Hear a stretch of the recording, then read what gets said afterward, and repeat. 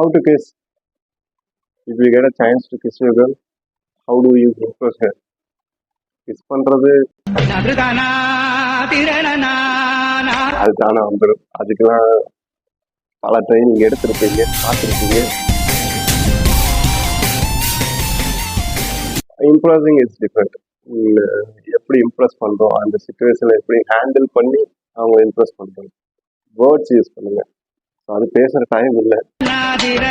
So time கிடைக்கிறப்ப அழகாக பேசுனீங்கன்னா அது மெமரபிளாக. Suppose if you get a chance to kiss your girl, உன் இதழ்கள் என் தினசரி நாளிதழ்கள்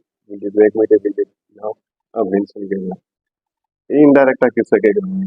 One deep kissல 40 calories burn ஆகுதா?